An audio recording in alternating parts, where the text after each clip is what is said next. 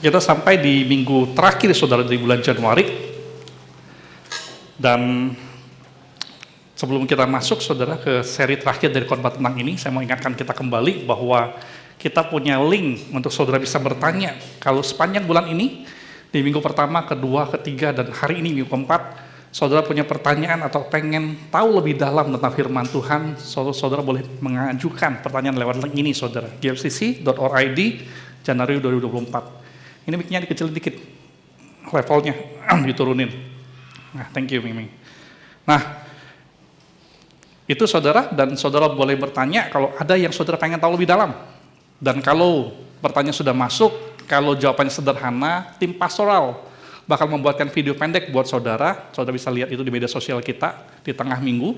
Kalau pertanyaannya cukup dalam sehingga harus dijelaskan agak lebih lama, maka bakal dibahas di perkelas setiap Jumat terakhir setiap bulan, saudara. Itu, saudara ya. Nah, hari ini kita bakal masuk tentang yang terakhir dari GOOD. Kita minggu lalu sudah belajar bahwa kita punya value. Kalau kita mau melangkah mendekat kepada Tuhan, kita harus belajar melakukannya dengan konsisten. Dan ini nilai-nilai yang kita perlu pegang supaya kita bisa semakin dekat dengan Tuhan, yaitu good friends do good. Yang pertama ada generous, kita konsisten untuk bermurah hati. Lalu yang kedua adalah one, kita konsisten dalam bersatu, dalam komunitas, dalam ibadah. Kita nggak mau jauhkan diri dari ibadah-ibadah kita, saudara. Dan obey, kita konsisten dalam ketaatan. Karena sekali lagi, ini minggu lalu sudah dikatakan, cuman percaya Tuhan saja nggak cukup. Kalau kita tidak mau belajar untuk taat pada perintah-perintah Tuhan. Cuma sekedar percaya, ya nggak cukup, saudara. Karena kita perlu belajar percaya dan taat untuk pada perintah-perintah Tuhan. Dan hari ini, saudara, kita pengen belajar tentang yang D-nya, yaitu bicara tentang deeper. Bagaimana kita bisa punya hubungan yang lebih dalam dengan Tuhan, bukan cuma sekedar di permukaan. Bagaimana kita bisa dekat dengan Tuhan lebih dalam. Bagaimana caranya? Saya ajak saudara baca firman Tuhan di Wahyu pasal 3, ayat 19-20. Ini sebuah ayat yang cukup terkenal. Mungkin saudara sudah pernah dengar firman Tuhan ini, Wahyu pasal 3, ayat 19-20. Mari kita buka sama-sama di handphone saudara. Wahyu pasal 3, ayat 19-20.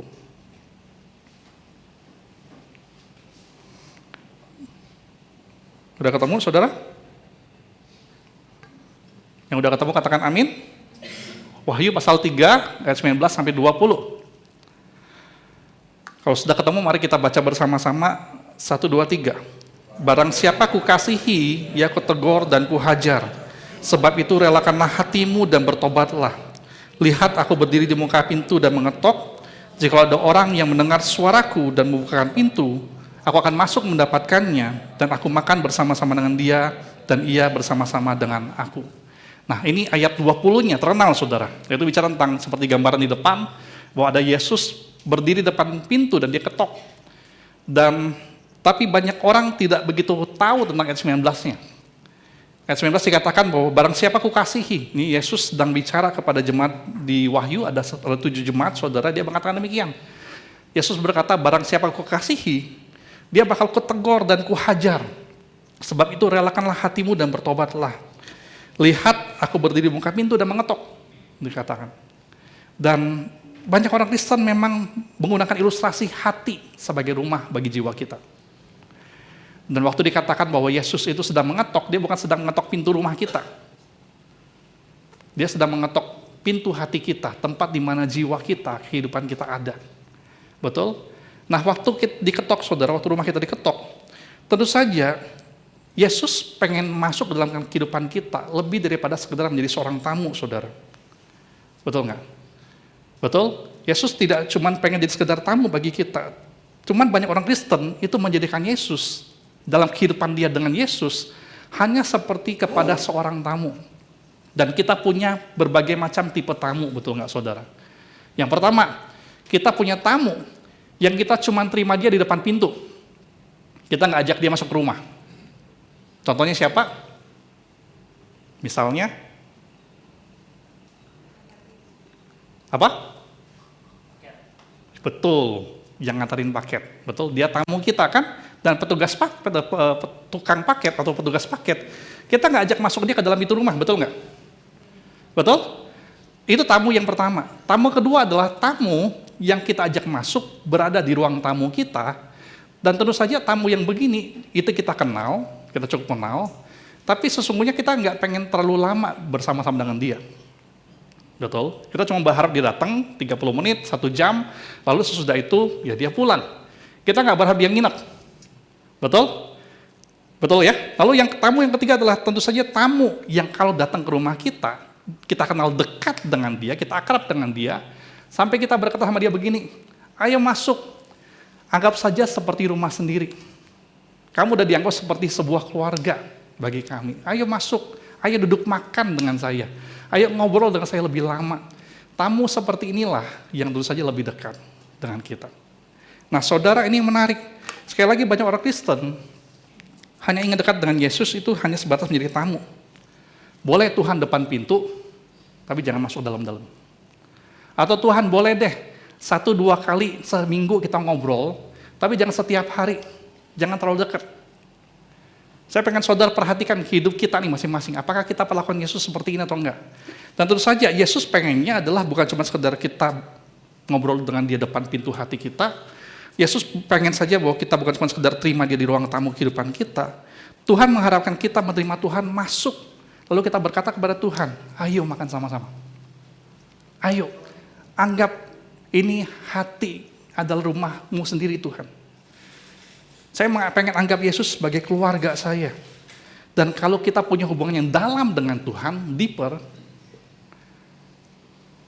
maka selainnya sebuah keluarga saudara, bahkan kita bakal rela untuk menerima teguran dan hajaran dari Tuhan.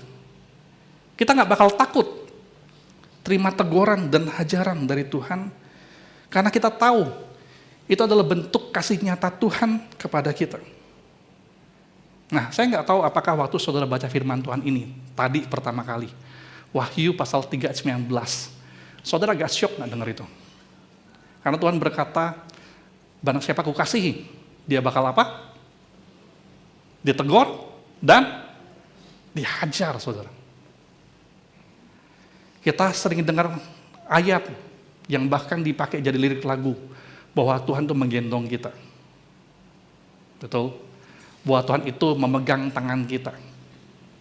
Bahwa Tuhan itu bahkan bersama-sama dengan kita, merangkul kita. Ada ayatnya, ada lagunya, betul? Tapi saya nggak tahu apakah saudara pernah baca ini atau tidak. Yesus berkata, kalau kamu kukasihi, kamu bakal kutegur dan kuhajar. Dan firman Tuhan berkata, sebab itu relakanlah hatimu dan bertobatlah. Pertanyaannya saudara, kita rela nggak sih ditegur sama dihajar oleh orang? Sembarang orang. Rela nggak ditegur atau dihajar orang? Kalau saudara makan di restoran contohnya, ada orang di belakang saudara yang nggak kenal saudara, lalu tiba-tiba tegur saudara, kamu tuh berisik banget. Lalu dihajar bahkan kita rela nggak? Ayo, jujur, rela nggak? Nggak rela, betul ya? Siapa kamu, kenal juga enggak? Tapi ada nggak sesungguhnya orang-orang di dalam kehidupan kita, yang kita bahkan bakal rela, kalau dia mau tegur kita rela, kalaupun bahkan dia harus hajar kita bakal rela. Karena kita percaya bahwa orang-orang yang ini, yang dekat dengan kita ini, dia tidak bakal punya niat buruk waktu melakukannya. Betul? Seharusnya kita bakal seneng kalau ada orang yang kita sayang, orang yang kita percaya, dia bisa tegur kita, dia bahkan bisa hajar kita. Kalau misalnya kita mau melompat dari gedung nih, apakah teman dekat kita bakal berkata, bye-bye, sampai ketemu di surga? Gitu? Kita bakal rela sampai dia tarik kita, bahkan mungkin pukul kita, sampai kita berhenti, jangan bunuh diri. Betul? Karena kita percaya kepada dia, kita dekat dengan dia. Kita nggak akan keberatan kalau kita ditegur, bahkan dihajar. Karena kita tahu itu adalah bentuk nyata dari kasihnya kepada kita. Dan sekali lagi, itu cuma bisa kita terima dengan rela, firman Tuhan dikatakan, kalau kita itu dekat dan percaya, betul-betul percaya kepada Tuhan kita. Dan itu sekali lagi bicara hubungan yang dalam dengan Tuhan, yang kita jadikan Tuhan itu seperti keluarga, yang kita percaya tujuan Tuhan satu-satunya adalah Dia pengen kita punya pertumbuhan rohani yang nyata. Amin. Kalau enggak, sekali lagi banyak orang Kristen jadikan Yesus cuma sebagai tamu. Dan begitu tamu ini, Yesus ini menegur kita, menghajar kita, lalu kita berkata apa? Gak mau deh deket-deket Tuhan, gak enak, gak nyaman. Padahal kita bisa belajar ini. Kita belajar bahwa sungguh-sungguh Tuhan pasti gak benci kepada kita, Dia benci kepada perbuatan kita yang salah, yang berdosa. Tuhan pasti sayang kepada kita, tapi Dia enggak. Ada kata-kata begini, Tuhan terima kita apa adanya enggak? Ayo, Tuhan terima kita apa adanya enggak? Jawab Yolanda, jangan cuma nganggu. Tuhan terima kita apa adanya enggak? Iya betul, amin ya untuk itu ya. Tapi apakah Tuhan bakal biarin kita terus apa adanya? Karena apa? Karena Dia sayang sama kita. Betul. Dan seringkali gambaran ini yang menarik. Sama seperti gembala. Dia punya tongkat yang ada apa namanya itu ya? Ada apa namanya? Lingkaran, setengah lingkaran, apa namanya itu ya? Saya kayaknya kurang kenyang pagi ini. Ya hook lah ya, hook itu bahasa Inggris. Saya dari tadi mikirnya hook, tapi nggak ngerti Indonesia apa. Ya itulah ya, oke. Hook itu dipakai untuk apa? Untuk ngarahin dombanya. Ayo, jangan keluar dari barisan, tetap dekat sama gembala. Kalau dombanya masih ternakal, apa yang dilakukan? Dipukul dikit. Mikir, masuk. Dan kalau masih ternakal lagi, apa yang dilakukan? Leher yang ditarik. Oke, sekarang bayangkan saudara jadi dombanya. Yesus jadi gembalanya. Kalau kita mau jujur, waktu terpaksa leher kita harus ditarik, enak nggak? Sesak napas nggak kita? Sakit nggak kita? Nyaman nggak kita? Enggak, betul? Tapi sekali lagi, mengapa gembala melakukannya? Karena dia nggak mau domba itu keluar dari jalurnya. Dia pergi mendekat kepada orang yang salah, pergi ke tempat yang salah, mungkin bakal jatuh ke pinggir jurang, atau bakal dimakan sama hewan lain. Dia melakukannya untuk melindungi kita. Dan karena itu sekali lagi, mari kita bersedia, rela untuk itu, karena kita sungguh-sungguh percaya dengan Tuhan. Dan karena kita mau punya hubungan yang dalam dengan Tuhan. Bukan cuma sekedar bahwa Tuhan itu memeluk kita, menggendong kita, memegang tangan kita. Tapi Dia juga mengasihi kita, sampai bahkan harus menegur kita, mengajar kita. Amin? Amin? Dan ini yang paling penting. Ayat 19 dikatakan,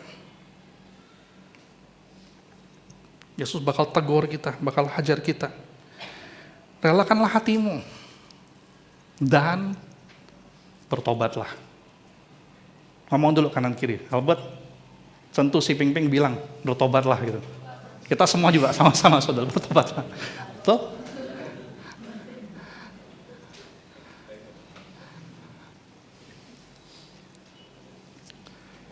Karena kalau cuma nyesel, minta maaf iya,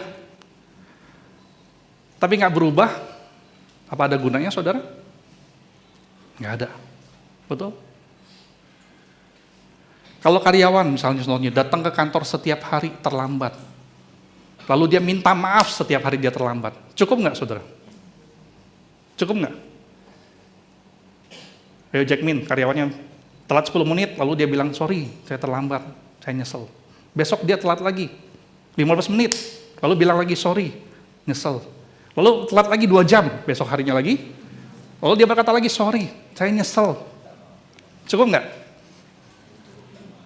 Ya, tidak marah, ada apa-apa, kata Jackman ya. Tapi besok dosa datang lagi gitu. Betul ya? Nggak cukup, betul? Demikian juga dengan kita dengan Tuhan. Tuhan berkata, kalau kita mau dekat dengan Tuhan, mau punya hubungan yang dalam dengan Tuhan, kita harus bersedia untuk rela ditegur, bahkan dihajar. Tuhan harus katakan, jangan cuma rela, lalu belajarlah untuk bertobat, kita harus berubah. Ya. Dan demikian, baru kita bakal bisa punya hubungan yang dalam dengan Tuhan. Yang kedua, ini juga yang penting, kita bakal berada dalam persekutuan dengan Yesus. Karena kalau saudara pikir-pikir, firman Tuhan ini cukup spesifik saudara, detail, mengatakan bahwa Yesus bukan cuma sekedar pengen masuk ke dalam kehidupan kita. Dikatakan bahwa dia pengen duduk makan dengan kita. Bukankah kalau saudara pikir-pikir, ini menarik saudara. Pernahkah saudara bertanya-tanya, mengapa Yesus pengen duduk makan dengan kita? Mengapa ayat itu nggak sekedar ngomong bahwa, ayo masuk. Oke, Yesus boleh masuk. Boleh tinggal lama? Boleh. Boleh ngobrol setiap hari? Boleh. Tetapi Yesus ngomong, aku pengen makan dengan kamu. Betul?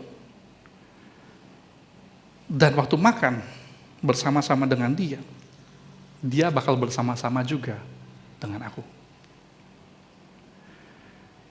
Dan sekali lagi, makan itu bicara soal hubungan yang dekat, betul nggak? Makan itu bicara soal persekutuan. Apakah saudara bakal ajak musuh saudara untuk duduk makan bersama?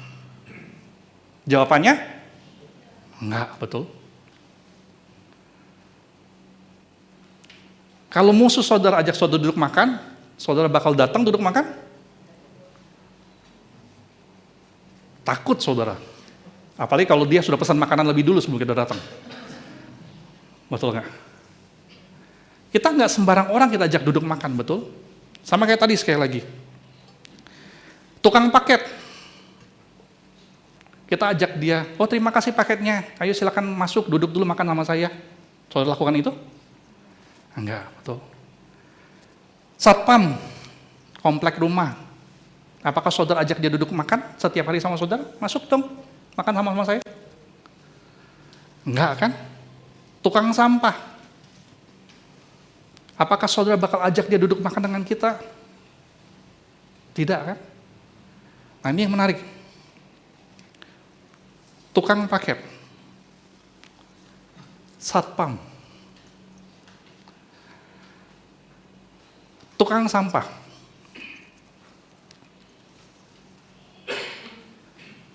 Banyak orang Kristen, sekali lagi. Jadikan Tuhan cuma sebagai pengantar berkat, kayak pengantar parket, tapi nggak mau duduk makan dengan Tuhan. Banyak orang Kristen, jadikan Tuhan sebagai satpam, penjaga keamanan hidup kita, tapi nggak mau ajak Yesus duduk makan dalam kehidupannya. Banyak orang Kristen, pengen Tuhan jadi tukang sampah, bersihkan sampah dari hati-hati kita. Tapi begitu kita udah bersih, kita udah pulih, kita belum tentu mau pengen ajak dia duduk makan dengan kita. Karena itu, saya mau ajak saudara untuk jangan jadikan Tuhan sekedar pengantar parket, atau satpam, atau tukang sampah. Kita harus mau duduk makan dengan Yesus. Dan duduk makan, itu bicara soal persekutuan, penerimaan pemulihan. Dan Yesus tentu saja tidak sedang bicara tentang, ayo kita pesan pizza sama-sama, lalu kita makan sama-sama. Atau kita pesan mie pangsit, lalu kita duduk makan sama-sama. Betul? Waktu Yesus bicara tentang aku mau duduk makan dengan kamu, dia bicara tentang dua hal dalam kehidupan kita yang sangat praktis yang kita perlu lakukan, yaitu bicara tentang doa dan firman Tuhan. Oke? Dan karena itu mari, kalau saudara mau duduk makan dengan Tuhan, jadikan doa setiap hari, jangan cuma sekedar rutinitas, karena kita melakukannya dari kita sekolah minggu.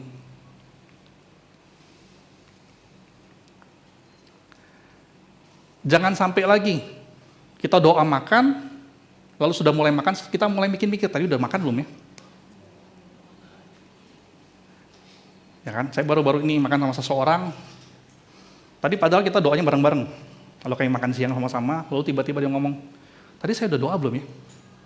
Gitu. Padahal tadi doanya saya yang pimpin loh. Gitu. Mengapa? Karena saudara rutinitas. Mari kita baca, atau zaman sekarang dengar firman Tuhan, karena kita rindu mau bicara dengan Tuhan, dan rindu mau dengar Tuhan bicara kepada kita. Mengapa ini sangat penting saudara? Karena firman Tuhan tadi berkata bahwa dia berdiri di depan pintu dan mengetok. Betul? Dikatakan tadi sebelumnya adalah, kalau ada orang yang mendengar suaraku, kalau kita dengar suara Tuhan, kita bakal bukakan pintu. Tapi saudara perlu tahu bahwa setiap hari yang ketok pintu hati kita, yang panggil-panggil kita dengan suaranya, bukan cuma suara Tuhan. Ada pihak-pihak lain, ada suara-suara lain yang juga ketok-ketok pintu hati kita setiap hari, pengen dapatkan bagian dalam kehidupan kita. Dan pihak-pihak lain ini, suara-suara lain ini, mereka melakukannya karena pengen kita tidak dekat dengan Tuhan, tapi menjauh dari Tuhan. Dan suara-suara mereka kadang-kadang sangat mirip dengan suara Tuhan. Kemarin Jumat di Perkelas, saya ngomong sama kami berenam. Saya ngomong banyak sekali sekarang, bahkan hamba Tuhan, yang ngomongnya dari ayat Alkitab. Pakai ayat ngomong sama kita. Tapi buat apa? Bukan untuk supaya kita semakin dekat Tuhan. Tapi supaya dia semakin dekat dengan pendetanya. Untuk keuntungan pribadinya, saudara. Dan itu menyedihkan, tapi itu terjadi. Ada banyak suara dalam kehidupan kita yang bakal panggil-panggil kita, juga ketok pintu. Dan kalau kita nggak terlatih bedakan mana suara Tuhan dan mana yang bukan, kita bakal sembarang buka pintu, kita bakal sembarang ajak orang duduk makan sama kita, dan akibatnya hidup kita jadi semakin jauh dengan Tuhan. Karena ini faktanya, doa dan firman Tuhan yang dekat, yang tulus, yang dalam, itu bisa digantikan, saudara. Digantikan apa? Oleh banyak hal. Kepuasan kita ikutin berita, contohnya. Kepuasan kita baca media sosial. Betul. Di zaman sekarang banyak anak Tuhan yang begitu bangun, pegang handphone, yang dibuka pertama kali apa? Instagram, lihat stories orang pagi ini ngapain aja ya. Betul? Lalu dalam pikiran berpikir, sebentar aja lah pengen lihat instastory orang. Ya kan? Lalu keterusan sadar, udah lewat waktu, gak sempat baca Alkitab pagi hari ini. Betul. Ada banyak membuat kita jadinya terdistraksi, terganggu fokus kita untuk mendengar suara Tuhan. Dan bahkan saudara, ritual tampaknya bisa mengenyangkan kita. Kebutuhan rohani kita bisa dikenyangkan dengan ritual. Ada banyak orang saudara yang mengajar kepada saudara mungkin berkata demikian, mau dekat Tuhan puasa. Tapi saudara perlu tahu ini, kalaupun saudara puasa, sampai kelaparan setengah mati,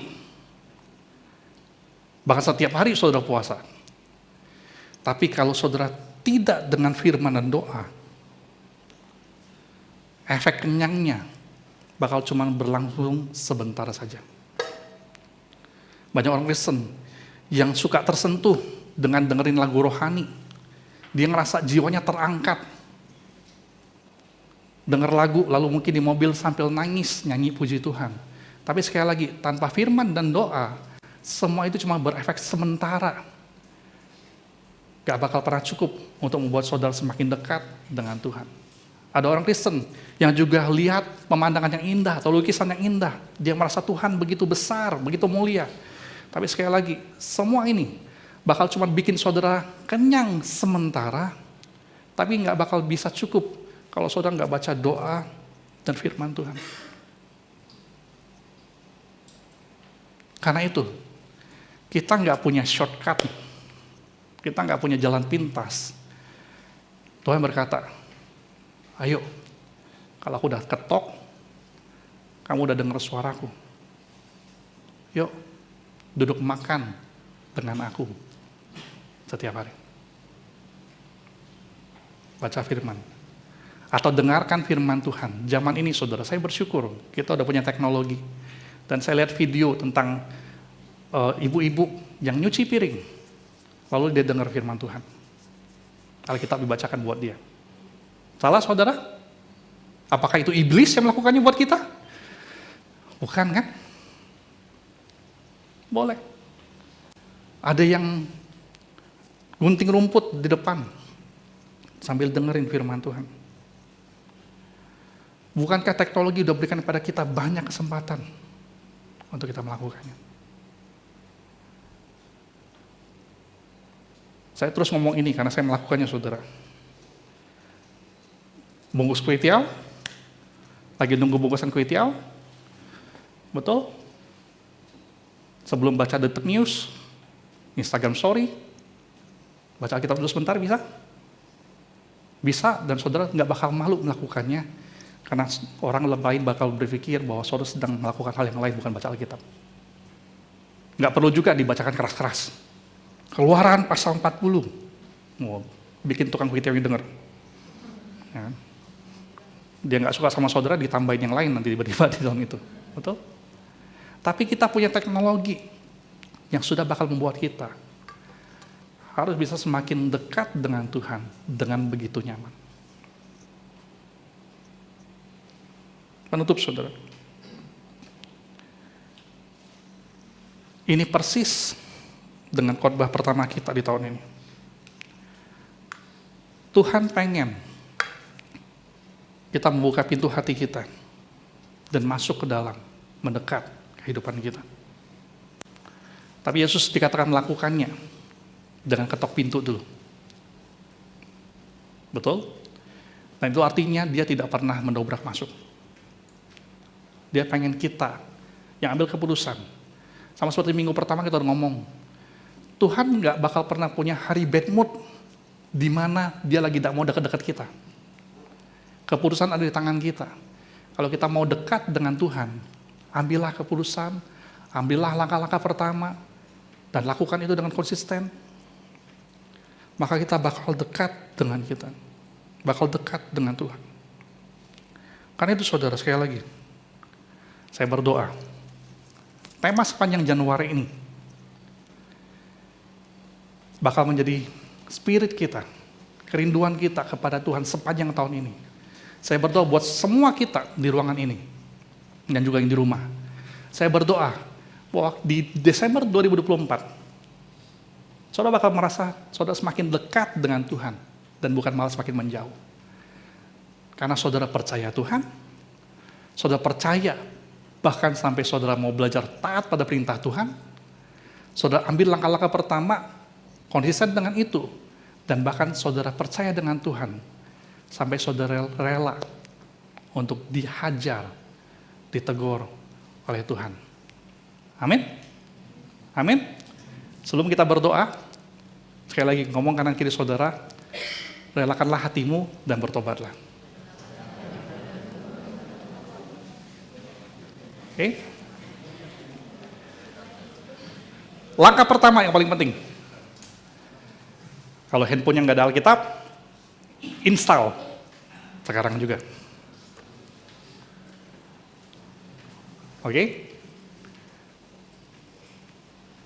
Ada yang ngomong sama saya, nggak bisa, Musa, handphone aku itu kepenuhan, betul. Handphone saya juga kepenuhan terus nih setiap hari. Saya udah buang-buang install aplikasi lain, buang-buang tetap kepenuhan. Tapi buang aplikasi yang lain, jangan Alkitab saudara. Betul? Karena saya juga tergoda melakukannya. Di handphone saya ada 3 aplikasi Alkitab. Bahasa Indonesia, bahasa asli, lalu ada bahasa Inggris. Saya sempat berpikir, buang aja salah satu lah. Biar nggak kepenuhan terus setiap hari. Tapi mari kita belajar untuk mencari dahulu kerajaan Allah dan kebenarannya. Amin. Mari kita berdoa.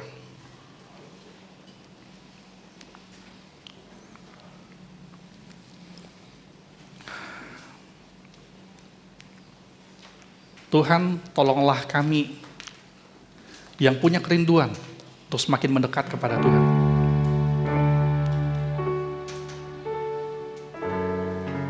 Biarlah kami mau dekat dengan Tuhan.